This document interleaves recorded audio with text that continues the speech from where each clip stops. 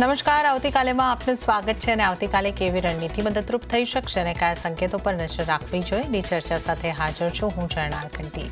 તો આવતીકાલના માર્કેટ પર ચર્ચા કરતા પહેલા આજના માર્કેટને લગતા મુખ્ય સમાચારો પર નજર કરી લઈએ. નિફ્ટીની વીકલી એક્સપાયરીના બજારમાં ઘટાડા સાથેનો રહ્યો કારોબાર. સેન્સેક્સ નિફ્ટી લગભગ 0.5% જેટલા ઘટીને થયા બંધ. નિફ્ટીનું 25,900ના સ્તરની નજીક ક્લોઝિંગ. મિડ કેપ અને સ્મોલ કેપ શેર્સમાં પણ રહી વેચવાલી. બેંક નિફ્ટી મામૂલી ઘટાડા સાથે ક્લોઝ.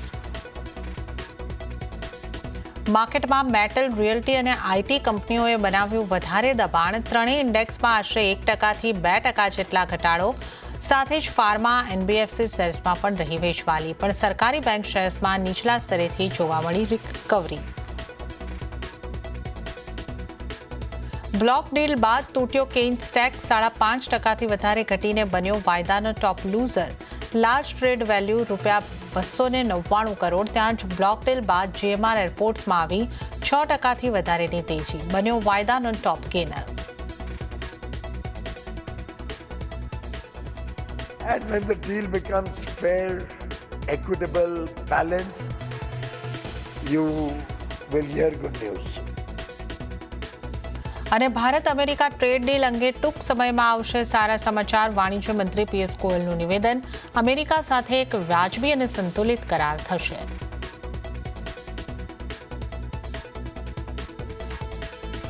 તો આજની માર્કેટ એક્શનની વાત કરી લઈએ તો આજે બજારમાં આપણને દબાણ બનતું જોવા મળ્યું અને વીકલી એક્સપાયરીને દિવસે બજાર દબાણ સાથે જ બંધ થતા જોવા મળ્યા છે. તો આજના બજાર પર નજર કરી લઈએ. સેન્સેક્સમાં 0.33%નો ઘટાડો આવતો દેખાયો અને સેન્સેક્સનું ક્લોઝિંગ 84,673 ઉપર થતું આપણે જોઈ શકીએ છીએ.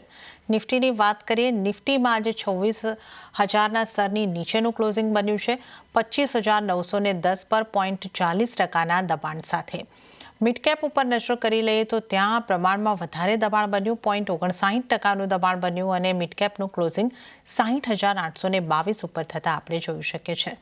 વાત આપણે હવે કરી લઈએ બેંક નિફ્ટીની. બેંક નિફ્ટીમાં 0.11%નું દબાણ રહ્યું અને 58,899 ઉપર બેંક નિફ્ટીનું ક્લોઝિંગ આપણે જોઈ શકીએ છીએ.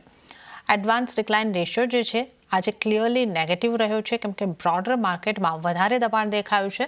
તો 826 શેર એવા રહ્યા કે જ્યાં મજબૂતી સાથે લીલા નિશાનમાં કારોબાર બંધ થયો અને એની સામે 2,118 શેર એવા રહ્યા કે જ્યાં દબાણ સાથે લાલ નિશાનમાં કારોબાર બંધ થયા છે. હવે નિફ્ટી 50ના ટોપ ગેનર્સ અને ટોપ લૂઝર કાઉન્ટર ઉપર નજર કરી લઈએ. લૂઝરની સાથે શરૂઆત કરીએ. ઇન્ટરગ્લોબ એવિએશન આજનો ટોપ લૂઝર કાઉન્ટર છે જ્યાં 2.27%નું દબાણ બન્યું છે. ટેક મહિન્દ્રામાં 2.12%નું દબાણ. ટાટા કન્ઝ્યુમર પ્રોડક્ટમાં 2.10%નું દબાણ અને જીઓ ફાઇનાન્શિયલ્સમાં 1.94%નું દબાણ બન્યું છે. અને ત્યારબાદ બજાજ ફિનસર્વ, ઇન્ફોસિસ, સિપ્લા અને અપોલો હોસ્પિટલ પર નજર કરી લો. ત્યાં 0.25%થી લઈને 2%ના દબાણ બન્યા છે. હવે જો આપણે ગેનર્સની વાત કરી લઈએ તો નિફ્ટી 50માંથી માત્ર 9 કાઉન્ટર એવા રહ્યા કે જે લીલા નિશાનમાં બંધ થયા છે. આપણે ટોપ ગેનર્સ જોઈએ તો ભારતીય એરટેલ 1.75% એટલે 0.2%ની મજબૂતી ભારતીય એરટેલમાં. એક્સિસ બેંકમાં 0.25%ની મજબૂતી. એશિયન પેઇન્ટમાં 0.63%ની મજબૂતી અને મારુતિ સુઝુકીમાં 0.33%ની મજબૂતી બની છે. આ ઉપરાંત Shriram finance, Titan, power grid અને આઈસર મોટર્સ 5%ની આસપાસની મજબૂતી સાથે બંધ થયા છે. તો હવે આવતીકાલના બજારની વધારે ચર્ચા કરીશું અને આ માટે આપણી સાથે જોડાયા છે CWAના રાકેશ પૂજારા. રાકેશજી, સ્વાગત છે આપનું CNBC બજાર પર. તો રાકેશજી, સપ્તાહની શરૂઆત સોમવારે આપણને એક પોઝિટિવ ક્લોઝિંગ સાથે થતી દેખાઈ હતી, પણ પછી મંગળવારનું આપણે ક્લોઝિંગ જોઈએ આજના દિવસનું તો એ 26,000ના સ્તર નથી ટકી શક્યા અને અહીંયા આગળથી દબાણ બનતું જોવા મળ્યું છે 25,910 પર. તો આ ક્લોઝિંગને તમે કઈ રીતે જોઈ રહ્યા છો અને હવે આવતીકાલ માટે નિફ્ટી માટે આપ કેવી સ્ટ્રેટેજી અપનાવવાની સલાહ આપશો? એટલે આજનું ડેફિનેટલી મૂવ થોડી નેગેટિવ હતી અને મેટલ અને એ બધા બહુ પ્રેશરમાં હતા, રિયાલિટીનું બધું. પણ નિફ્ટી લેવલ પર 0.6 જેવી 0.4 જેવો ઘટાડો છે, પણ બેંક નિફ્ટી બહુ સ્ટ્રોંગ હતી. એટલે આ જે નિફ્ટીનો ઘટાડો છે મને લાગે છે કે મેટલ અને આઈટી અને જે આ લોકોનો ઘટાડો હતો એને કારણે હતું. બેન્કિંગ આજે પણ સ્ટ્રોંગ હતું. ઓવરઓલ મને એવું લાગે છે કે આને એક પોઝ તરીકે જોવું જોઈએ કે બજાર એક ન્યૂ હાઈ તરફ જવાની કોશિશ કરી રહ્યું છે અને જે લોઅર લેવલ્સથી બાઉન્સ બેક થયું એનું થોડું કરેક્શન કાં તો થોડું મને લાગે છે કે અહીંયા શ્વાસ લેવાની કોશિશ કરી રહ્યું છે. અલ્ટિમેટલી હાઈ પણ ક્રોસ કરશે અને ન્યૂ હાઈ પણ ક્રોસ કરશે, મને એવું લાગે છે. કારણ કે ડેલી ચાર્ટ જુઓ કે વીકલી જુઓ કે મંથલી જુઓ, એમાં જનરલી બધામાં જ ટ્રેન્ડ અને મોમેન્ટમ બંને પોઝિટિવ છે. અને ઓવરઓલ મને લાગે છે કે સ્ટેજ એક સેટ થઈ ગયો છે ન્યૂ હાઈ તરફ જવા માટે. અને જ્યારે 26,100ની ઉપર જવાની કોશિશ કરે છે ત્યાં થોડું રેઝિસ્ટન્સ આવે છે. મને લાગે છે કે એ પણ રેઝિસ્ટન્સ પણ ક્લિયર થઈ જશે અને ન્યૂ હાઈ જલ્દી આપણને જોવા મળશે. ઓકે, તો નિફ્ટી અહીં આગળથી ન્યૂ હાઈ તરફ આગળ વધતો આપણને જોવા મળી શકે છે, પણ 26,100 પર એક રેઝિસ્ટન્ટ બનતું જોવા મળી રહ્યું છે. એટલે રાકેશજી, બાય તરફ જ રહેવાનું પોઝિટિવ વ્યૂ જે આપણો બની રહ્યો છે અને 26,100ના ટાર્ગેટને લઈને બાઇંગ કરી શકાય? બિલકુલ, દરેક ઘટાડે નિફ્ટીમાં બાય કરવાની સલાહ છે. બહુ નીચામાં મને નથી લાગતું કે ઘટી જાય, કારણ કે બજારમાં જે મોમેન્ટમ બિલ્ડ થયું છે એ જલ્દી આસાનીથી તૂટે એવું નથી લાગતું. અને ગમે ત્યારે મને લાગે છે કે ડીલને લગતા પણ સારા ન્યૂઝ આવી શકે છે અને that can be a trigger કે એને લીધે કદાચ બજાર ન્યૂ હાઈ તરફ જવા માંડે. આજનું જે પ્રેશર છે એ એકચ્યુઅલી કાલે જે ડાઉ જોન્સ અને ત્યાં જે ઇન્ટરનેશનલ માર્કેટમાં સેલ ઓફ આવ્યું હતું એનું પ્રેશર હતું, અને મેટલમાં થોડો સેલ ઓફ હતો એનું પ્રેશર હતું. બટ ઓવરઓલ મને લાગે છે બજારનું સ્ટ્રક્ચર ઇન્ટેક્ટ છે, પણ બજાર થોડું પોલરાઇઝ છે. લાર્જ કેપ અને ઇન્ડાઇસીસ ને એ બધું સારું છે. સ્મોલ કેપ અને માઇક્રો કેપમાં હાલત હજી ખરાબ છે. આજે તમે જુઓ તો સ્મોલ કેપ ઇન્ડેક્સ પણ લગભગ 0.5%થી 1% વચ્ચે નીચે હતી. અને તમે જેમ કહ્યું એ પ્રમાણે માર્કેટ બ્રેથ પણ ખરાબ હતી. એડવાન્સ ડિક્લાઇન રેશિયો જોયો તો બહુ જ ખરાબ હતો. એટલે બ્રોડર માર્કેટમાં થોડો વધારે પેન છે. બાકી મને લાગે છે કે ઘટાડામાં નિફ્ટી લેવામાં વાંધો નથી. ઓકે, તો ઘટાડે નિફ્ટીને ખરીદીને ચાલી શકો છો. તો આપણે નિફ્ટીની વાત કરી અને રાકેશજી, હવે બેંક નિફ્ટીની વાત કરી લઈએ. કમ્પેરેટિવલી બેંક નિફ્ટી આપણને આજે એક ટકવાની કોશિશ કરતો દેખાયો છે. તો બેંક નિફ્ટી ઉપર આપની કઈ રીતની સલાહ બની રહી છે? ત્યાં બાય તરફ રહી શકાય કે નહીં? ત્યાં કેટલા ટાર્ગેટ બની શકે? નિફ્ટી અને બેંક નિફ્ટી વચ્ચે જો તમે મને ચોઈસ આપો તો હું બેંક નિફ્ટી લઈશ. મને લાગે છે બેંક નિફ્ટી, હા બિલકુલ, બેંક નિફ્ટી વધારે સ્ટ્રોંગ છે અને સૌથી પહેલા બેંક નિફ્ટી જ ભાગશે. અને આ લીડર છે, આ જે પણ રેલી નીચેથી બાઉન્સ બેક થઈ છે એની લીડર છે. અને ઘટાડામાં વધારે ઘટતું નથી અને વધારામાં વધારે વધે છે. એટલે ક્લિયરલી આમાં રિલેટિવ સ્ટ્રેન્થ છે અને બહુ સારી સ્ટ્રેન્થ બિલ્ડ થઈ છે. એટલે જો નિફ્ટી અને બેંક નિફ્ટી બે વચ્ચે જો ચોઈસ તમે મને આપો તો હું બેંક નિફ્ટીને વધારે ચૂઝ કરીશ. લઈને જ ચાલવાની સલાહ રહેશે બેંક નિફ્ટીમાં. ઓકે, બેંક નિફ્ટીમાં ખરીદી કરીને ચાલવાની સલાહ, અને નિફ્ટી બેંક નિફ્ટીમાંથી તમે પ્રાયોરિટી અહીંયા આગળથી બેંક નિફ્ટીને આપીને ચાલી શકો છો. તો બેંક નિફ્ટી ઉપર પણ એક પોઝિટિવ વ્યૂ રાકેશ પૂજારાજીનો બની રહ્યો છે. ત્યારે નિફ્ટી ઉપર અન્ય નિષ્ણાતો કઈ રીતે સ્ટ્રેટેજી અપનાવવાની સલાહ આપી રહ્યા છે એના ઉપર નજર કરી લઈએ. તો લેટિન મનહરલાલ ગ્રુપના રૂપેશ સોલંકીની સલાહ પર નજર કરીએ. એમણે નિફ્ટીના નવેમ્બર ફ્યુચરને બાય કરીને ચાલવાની સલાહ આપી છે. 25,934ની આસપાસથી ટાર્ગેટ 26,060થી લઈને 26,190નો તેઓ જોઈ રહ્યા છે અને સ્ટોપલોસ 25,800નો રાખવાની સલાહ અહીંયા આગળથી મળતી દેવા મળી રહી છે રૂપેશ સોલંકી તરફથી. અને હવે વાત કરીશું પ્રુડન્ટ કોર્પોરેટ્સના પ્રદીપ હોચંદાણીની સલાહ પર. એમણે પણ નિફ્ટીને ખરીદી કરીને ચાલવાની સલાહ આપી છે. ટાર્ગેટ તેઓ જોઈ રહ્યા છે 26,100નો, સ્ટોપલોસ 25,740નો રાખવાની સલાહ પ્રદીપ હોચંદાણી તરફથી મળી રહી છે. તો આ ત્રણેય નિષ્ણાતો, રાકેશજી, પ્રદીપજી અને અહીંયા આગળથી આપણે વાત જે કરી છે રૂપેશજી, એમની તમામની સલાહ ખરીદારી તરફ બની રહી છે અને 26,100ની આસપાસના લેવલ માટે ખરીદારી કરવાની સલાહ છે. ત્યારે હવે આપણે સાથે રાકેશજી જોડાયેલા છે. એમની સાથે આપણે સ્ટોક સ્પેસિફિક ચર્ચાની શરૂઆત કરીશું. રાકેશજી, ઇન્ટરગ્લોબ એવિએશન આજનો નિફ્ટી 50નો ટોપ લૂઝર કાઉન્ટર બન્યો અને ત્યાં 2.5%નું દબાણ બનતું જોવા મળ્યું છે. અહીંયાથી ચર્ચાની શરૂઆત કરીએ. હવે આ સ્ટોક પર આપનો કઈ રીતનો વ્યૂ બની રહ્યો છે? ઇન્ટરગ્લોબ મને લાગે છે ધીરે ધીરે મોમેન્ટમ લોસ થઈ રહ્યું છે, સાઇડવેઝ કલેક્શનમાં છે. અને જે એનું રિસન્ટ ટોપ બની ગયું છે એ બહુ મને નથી લાગતું બહુ ઉતાવળમાં એ ક્રોસ કરશે. આજે પ્રાઇસ લગભગ 3 મૂવિંગ એવરેજની નીચે બંધ આવી છે. ખાલી 200 ડે મૂવિંગ એવરેજની ઉપર ભાવ છે. પણ ઓવરઓલ મોમેન્ટમ જોઈએ તો એમાં લોસ થયો છે. એટલે મારા હિસાબે ઇન્ટરગ્લોબ ડાઉનસાઇડ વધારે છે અપસાઇડ કરતા અત્યારે. ઓકે, તો ઇન્ટરગ્લોબ એવિએશનમાં આપણે અત્યારે એક દબાણ તરફનો જ માહોલ જોઈ રહ્યા છે અને એક અત્યારે માટે આ નબળું કાઉન્ટર બનતું આપણને લાગી રહ્યું છે. આઈટી સ્ટોક્સની વાત કરી લઈએ રાકેશજી. ટેક મહિન્દ્રાના કાઉન્ટરમાં આજે આપણને 2.25% જેની આસપાસનું દબાણ બનતું દેખાયું. વિપ્રોમાં પણ લગભગ એ જ રીતની સ્થિતિ હતી, 2.25%નું દબાણ હતું. ઇન્ફોસિસમાં પણ દબાણ તરફનો જ કારોબાર હતો. મોટાભાગના આઈટી કાઉન્ટર આજે આપણને દબાણ તરફ દેખાયા છે. તો આઈટી કાઉન્ટરમાંથી કયા કાઉન્ટર ઉપર આપની કઈ રીતની સલાહ બનશે? આઈટી અમે લોકો છેલ્લા 3-4 મહિનાથી નેગેટિવ વ્યૂથી ચાલી રહ્યા છે, અને હજી પણ મને લાગે છે આઈટીમાં હજી પણ કળ નથી વળી, અને હજી એમાં મને લાગે છે કે ડાઉનવર્ડ પ્રેશર રહેશે. એટલે ટેક મહિન્દ્રા ગણો કે ઇન્ફોસિસ ગણો કે ટીસીએસ ગણો, દરેકના ચાર્ટ સ્ટ્રક્ચર વીકનેસીસ દેખાડે છે. એક થોડુંક કદાચ પોઝિટિવ જો ચાર્ટ સ્ટ્રક્ચર હતું લાસ્ટ ટાઈમ આપણે શાયદ ડિસ્કસ કર્યું હતું, HCL ટેકનું હતું. અત્યારે શું છે મને જોવું પડશે, પણ અધરવાઇઝ મને લાગે છે કે આઈટીમાં થોડું અવોઇડ કરીને જ ચાલવું જોઈએ. આઈટીમાં ઓવરઓલ ટ્રેન્ડ અને મોમેન્ટમ બંને નેગેટિવ છે, અને દરેક ઉછાળે એમાં વેચવાલી જ આવશે એવું મને લાગે છે. એક HCL ટેક તમે જુઓ તો એનું ચાર્ટ સ્ટ્રક્ચર થોડું બેટર છે આઈટી સેક્ટરમાં. બાકી બધામાં મને નથી લાગતું કાંઈ તો બી મતલબ લઈને ચાલવાની સલાહ તો હું નથી આપતો આઈટીની અત્યારે. ઓકે, તો આઈટીને તો અત્યારે અવોઇડ કરીને ચાલવાની સલાહ અહીંયા કરતી રાકેશજી તરફથી બની રહી છે. પણ હવે આપણે ખાસ કરીને વાત જે કરી લઈએ મેટલ સેક્ટરની, જ્યાં આજે આપણને વધારે દબાણ બનતું જોવા મળ્યું છે. તો હિન્દાલ્કોમાં 2.25%ની આસપાસનું દબાણ, JSW સ્ટીલ, ટાટા સ્ટીલ, આ બધા કાઉન્ટરમાં પણ આજે આપણને 1.5%ની આસપાસનું દબાણ જોવા મળ્યું. અને સેલ જેવા કાઉન્ટર પર નજર કરીએ તો ત્યાં લગભગ 2%ની આસપાસનું દબાણ હતું. જે મેટલ કાઉન્ટર પર આજે મોટાભાગના મેટલ કાઉન્ટરમાં દબાણ જોવા મળ્યું છે, ત્યારે રાકેશજી મેટલ કાઉન્ટરમાંથી કોઈ કાઉન્ટર પર આપની કોઈ સલાહ બનશે? મેટલ કાઉન્ટર મને નેશનલ એલ્યુમિનિયમ સારું લાગે છે મેટલમાં. નેશનલ એલ્યુમિનિયમ જો તમારા એનું રિઝલ્ટ પછી બહુ જ સારું મોમેન્ટમ હતું, અને એ મોમેન્ટમ હવે થોડું કરેક્ટ થઈ રહ્યું છે. એટલે અહીંયા મને લાગે છે 250-255ની જે રેન્જ છે એમાં તમે મને લાગે છે કે ખરીદીને ચાલી શકો. રિઝલ્ટ ઘણા સારા હતા, અને ઓવરઓલ મેટલમાં મોમેન્ટમ પણ છે, અને નેશનલ એલ્યુમિનિયમ મને લાગે છે કે મેટલ સેક્ટરમાં આઉટપરફોર્મ કરશે.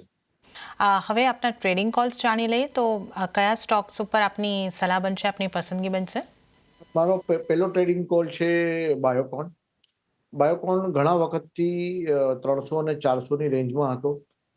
350ની ઉપર જાય એટલે 400 સુધી પહોંચે, અને 350 નીચે જાય એટલે 300 સુધી પહોંચે. આવું ઘણા વખત કર્યું, મલ્ટિપલ એટેમ્પ થયા, પણ આ વખતેના અટેમ્પમાં એ સક્સેસફુલ થયો છે, અને 400ની ઉપર સસ્ટેન થયો છે. વોલ્યુમ પણ સારું છે. મને લાગે છે કે અહીંયાથી બાયોકોમમાં તમે બાયની પોઝિશન બનાવી શકો. 390ની આજુબાજુ એનો સ્ટોપ લોસ રાખવાનો, અને પહેલા ટાર્ગેટ 450 અને બીજા ટાર્ગેટ 500. એવી રીતે મને લાગે છે કે બાયોકોનમાં પોઝિશન બનાવી શકાય. ઓકે, તો બાયોકોનમાં ખરીદી કરીને ચાલવાની સલાહ છે. 390નો સ્ટોપ લોસ અને 450નો પહેલો ટાર્ગેટ અને 500નો બીજો ટાર્ગેટ અહીંયા આગળથી બાયોકોનમાં બનતો જોવા મળી શકે છે. રાકેશજી, બાયોકોન ઉપરાંત કોઈ બીજા સ્ટોક પર આપની સલાહ બનશે એઝ અ ટ્રેડિંગ કોલ? બીજું મારી પ્રેફરન્સ છે ટાઇટન. ટાઇટન પણ સેમ જ મલ્ટિપલ ટાઈમ તમે જુઓ તો લગભગ 3800ની આજુબાજુ એને ટેસ્ટ કર્યું, અને હવે 3800ની ઉપર ચાલ્યો છે. વીકલી ટાઈમ ફ્રેમ જુઓ તો ઘણું સારું એવું કોન્સોલિડેશન કર્યા પછીનું બ્રેકઆઉટ છે, અને તમે ડેલી ટાઈમ ફ્રેમ જુઓ તો ત્યાં સારું એવું ટ્રેન્ડ છે, મોમેન્ટમ પણ છે, અને વોલ્યુમ પણ છે.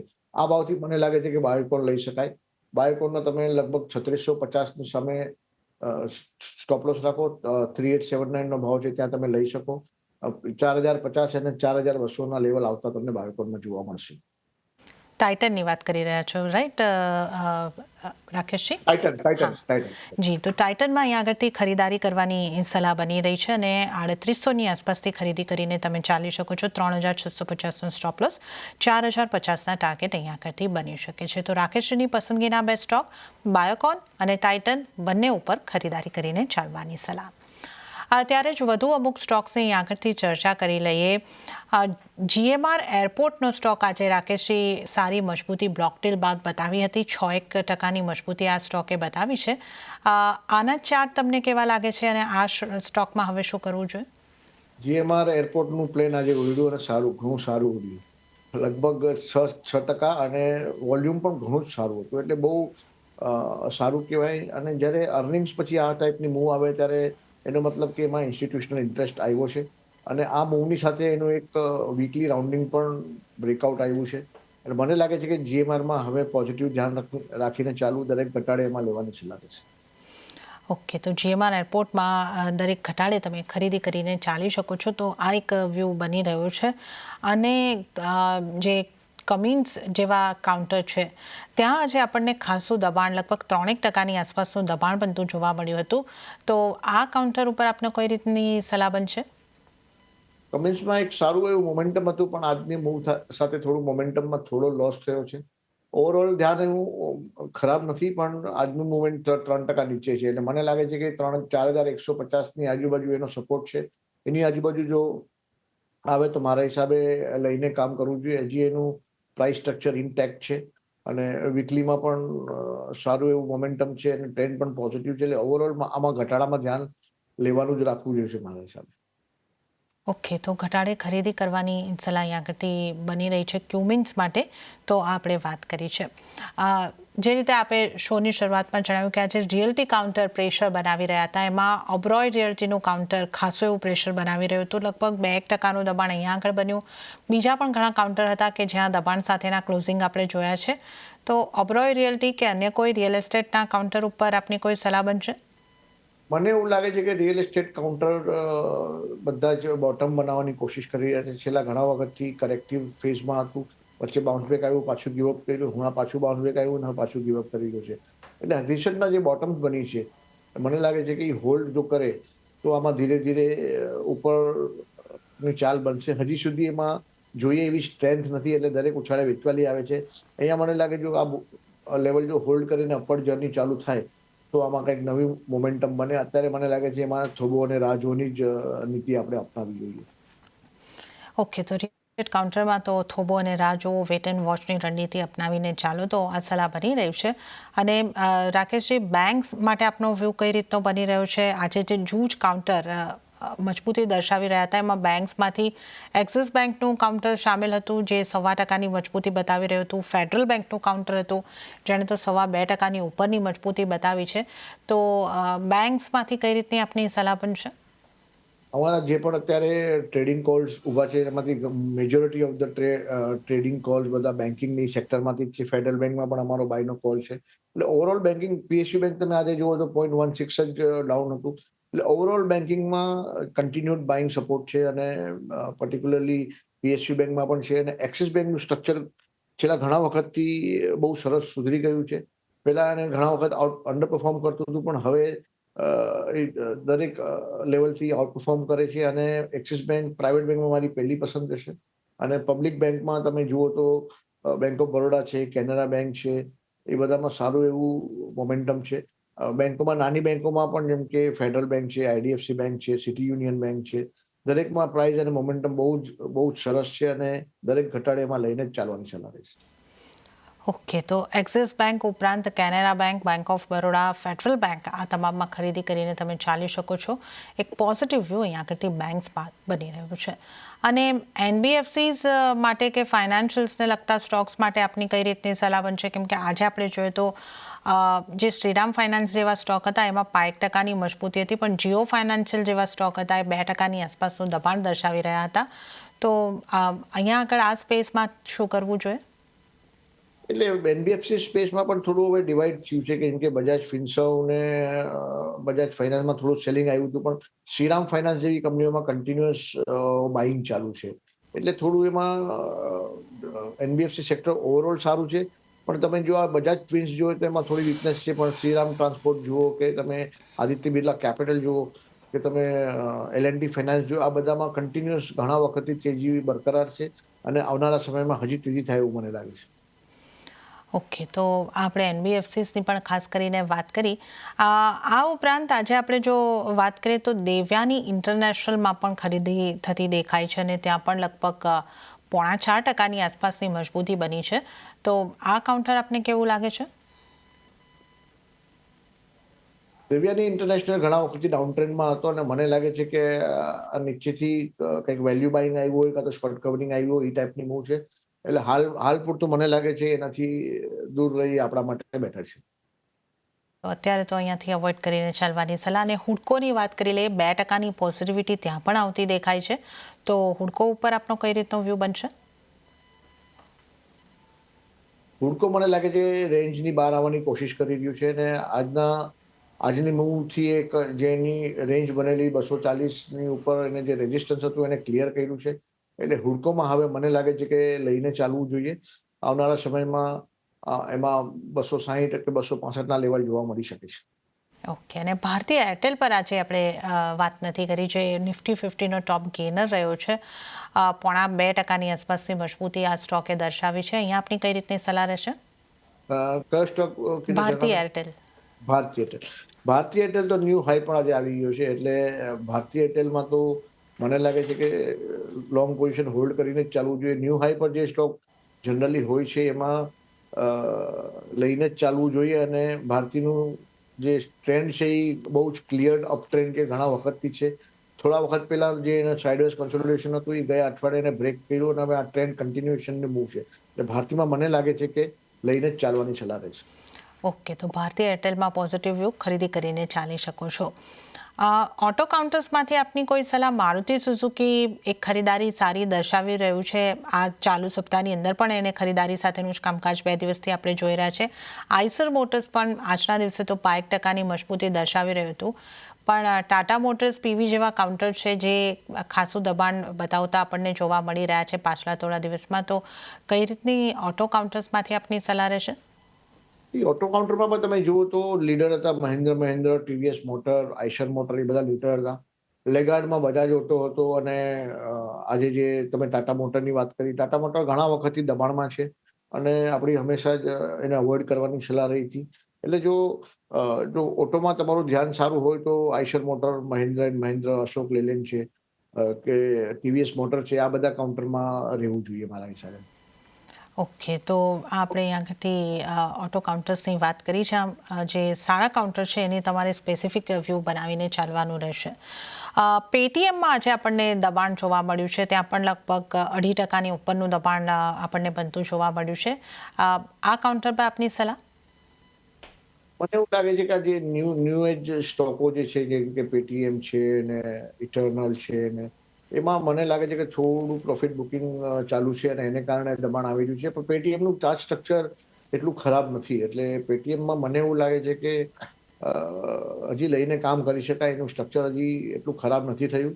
ઓવરઓલ થોડું એનું મોમેન્ટમ ડેલી ચાર્ટ પર તમે જુઓ તો થોડું લોસ થવાનું ઇનિશિયલ સાઇન છે, પણ હજી એટલું કોઈ સ્ટ્રક્ચર ખરાબ નથી થયું. ત્યાં મને લાગે છે કે કદાચ પ્રોફિટ બુકિંગ છે, કાં તો ડિસ્ટ્રીબ્યુશન ચાલુ હોય એવું લાગે છે. એટલે હમણાં થોબોને રાહ જુઓ તો વધારે બેટર. ઓકે, તો પેટીએમ માટે પણ થોબોને રાહ જોવાની રણનીતિ અપનાવીને તમે ચાલી શકો છો. અને ત્યારે જ રાખે છે સમય હવે આપની પાસેથી રજા લેવાનો થઈ રહ્યો છે, તો આપના કોઈ ડિસ્ક્લોઝર? અમે લોકો સ્મોલ કેસ પર અમારા મોડેલ પોર્ટફોલિયો ચલાવે છે અને પેડ ટેલિગ્રામ ગ્રુપ પર લેવાની ને વેચવાની ક્લાયન્ટોને સલાહ આપીએ છીએ. તો હોઈ શકે કે આજે જે પણ ડિસ્કસ કર્યું એમાં અમારા ક્લાયન્ટની પોઝિશન હોય, ઇન્વેસ્ટમેન્ટમાં હોય કાં તો ટ્રેડિંગમાં હોય, અને પોઝિશન હશે એ માનીને જ ચાલવું. જી રાકેશજીને આપનો આભાર અમારી સાથે જોડાવા બદલ અને તમામ સ્ટોક્સ અંગે ચર્ચા કરવા બદલ. તો આ સાથે જ હાલ આવતીકાલેમાં આટલું જ. હાલ મને પણ આપશો રજા, પણ વધુ અપડેટ અને સમાચારો માટે આપ જોતા રહો CNBC બજાર. નમસ્કાર.